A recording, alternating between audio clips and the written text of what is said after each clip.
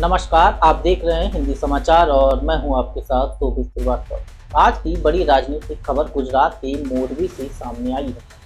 केंद्रीय गृह मंत्री अमित शाह ने एक बार फिर आने वाले विधानसभा चुनावों को लेकर बड़ा दावा किया है। उन्होंने कहा कि बिहार में एनडीए की प्रचंड जीत के बाद अब पश्चिम बंगाल और तमिलनाडु में भी एनडीए सरकार बनाएगा।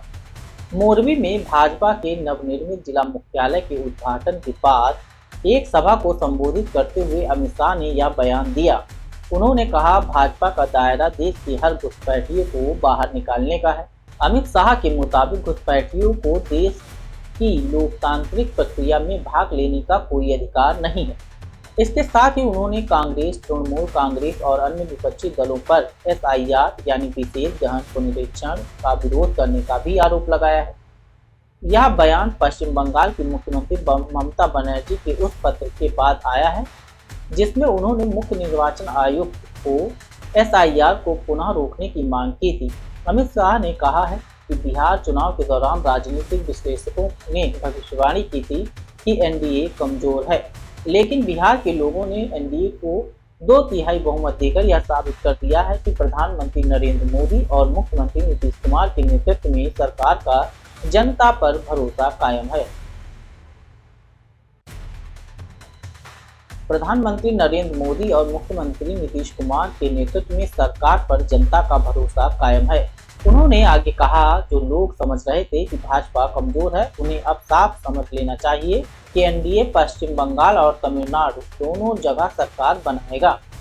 अमित शाह ने कांग्रेस नेता राहुल गांधी पर भी कड़ी टिप्पणी की। उन्होंने कहा कि बिहार चुनाव के दौरान राहुल गांधी ने घुसपैठियों बचाओ यात्रा शुरू की थी, जो बेहद चौंकाने वाला था। अमित शाह का यह कहना है कि जिस पार्टी ने देश की आज़ादी की लड़ाई में भूमिका निभाई, आज वही पार्टी घुसपैठियों का समर्थन कर रही है।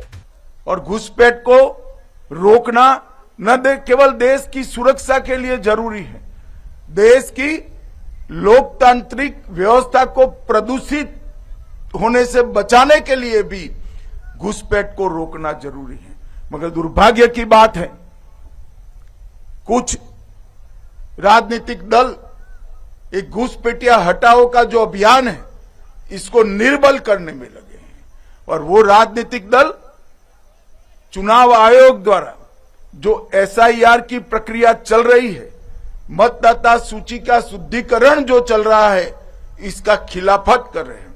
मैं आज इस हीरक जयंती समारोह में बहुत स्पष्ट करना चाहता हूं कि हम इस देश में से एक एक घुसपैठिए को चुन चुन कर बाहर निकालेंगे। ये हमारा प्रण है। इस देश के किसी भी राज्य का मुख्यमंत्री कौन हो, देश का प्रधानमंत्री कौन हो, वो निर्णय केवल और केवल भारत का नागरिक कर सकता है।